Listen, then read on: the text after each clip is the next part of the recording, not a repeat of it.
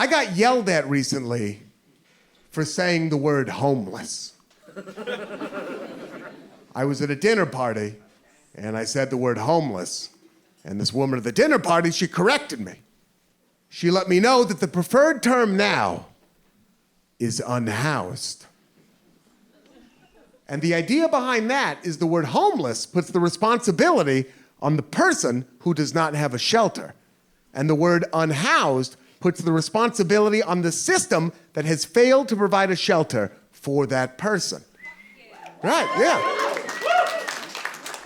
And that little tweak in the language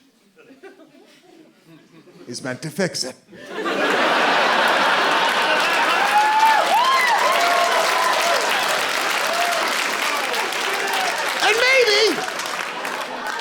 And maybe it will, right? Maybe it will. I don't know.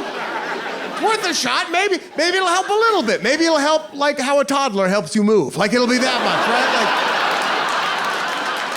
Like, you know, when like two people have a desk and the toddler's like, maybe. Or maybe sometimes problems seem so big and so unsolvable, and we feel so small and powerless in front of them that we will latch on to whatever tiny thing that we think we can control, and we'll hold on to that, right? Sometimes people are just like, oh man, this homeless issue, it's so bad. I feel so terrible for these people. I don't know how to help. I'm just one person. What do I do? I know what I'll do. I'll take this word that I just learned, and I'll find someone who hasn't learned it yet.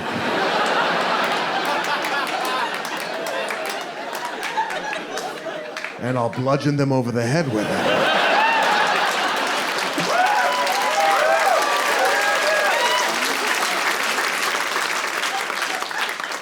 And the reason why I said that word in the first place was because earlier that week, I had been having brunch out on a patio. And while I was having brunch, an unhoused man... Progress. An unhoused man walked up to that patio, dropped his pants, and started masturbating. And I was sitting there,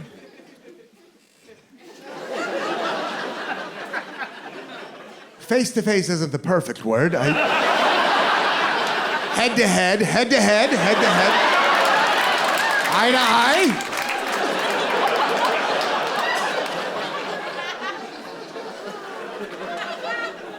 And I thought to myself in that moment, well, I'm not going to tell nobody about this.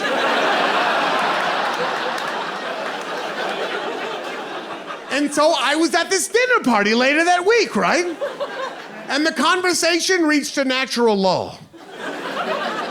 And I saw my opening. So I cleared my throat and I said, I have something I'd like to discuss. And I told that story. And this woman, she corrected me, right? In front of everybody else, she corrected me. She said, I believe the word you're looking for is unhoused, okay? And also, I'm sorry, did this man's mental health crisis ruin your brunch?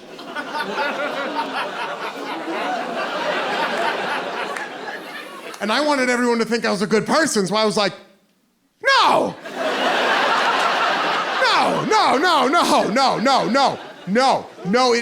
No, it made my brunch better. It made it better. I ordered more food. I called my friends up. I was like, you gotta get down here. They're doing new stuff at brunch.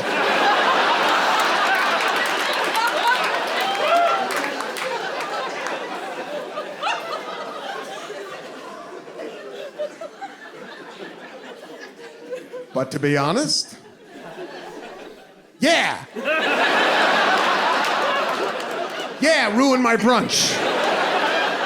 And it wasn't because he was unhoused or homeless or whatever word you want to use. That had nothing to do with it. It could have been anyone. It could have been Guy Fieri jacking off at my brunch. Like, I love this place. I come here every time I'm in town. still would have ruined it. Because it was a guy jacking off at my brunch. And it ruined it for a couple of reasons, okay? The first reason is, I happen to believe that brunch is a lie. I do.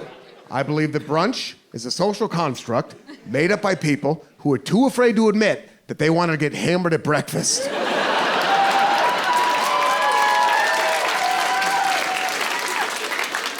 Some of us were doing that already.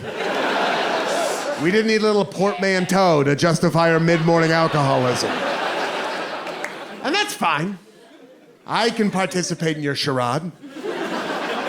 But I can't do that and think about the consequences of late-stage capitalism at the same time. All right?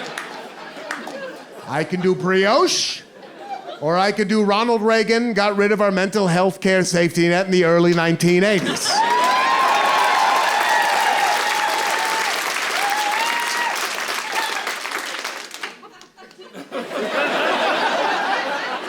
This is where I have the trouble.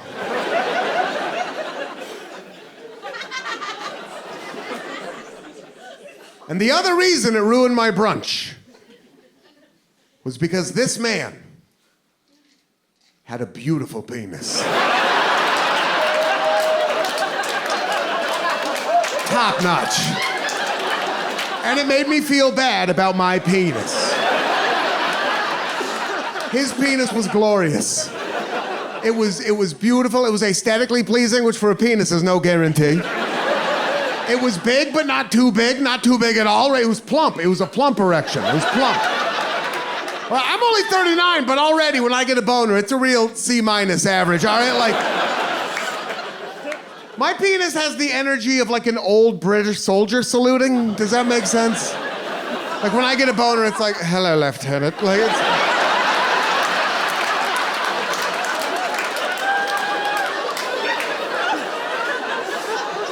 Like, his penis was like a Marine on his third day. You know what I mean? It was like, yes, sir! Like it was ready for action.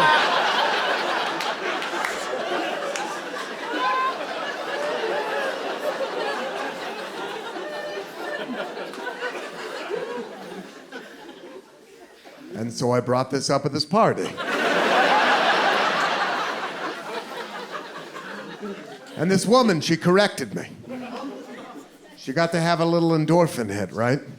She got to feel good about herself, like she was doing something, because she corrected the big dumb idiot who said the wrong word at the party. Even though in reality, she didn't do anything to actually help this guy out. But she still got a little endorphin hit, right? And I got my own little endorphin hit later on that evening, when I took each of the dinner party guests aside one by one. And was like, what the hell was that about, right? Okay.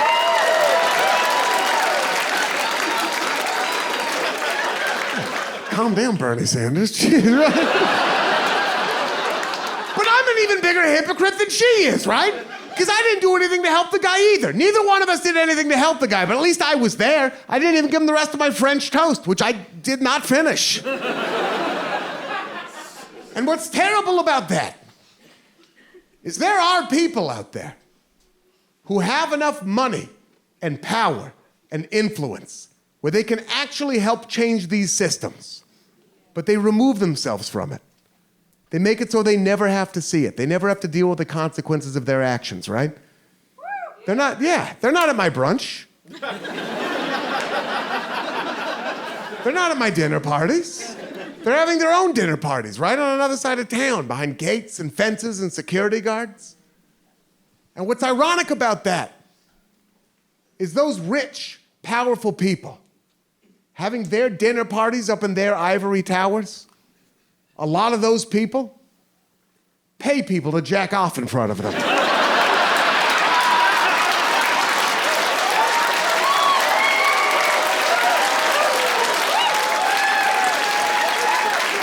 So we've got a problem, and we've got a solution. And if we could just figure out some way to get these guys to see eye to eye.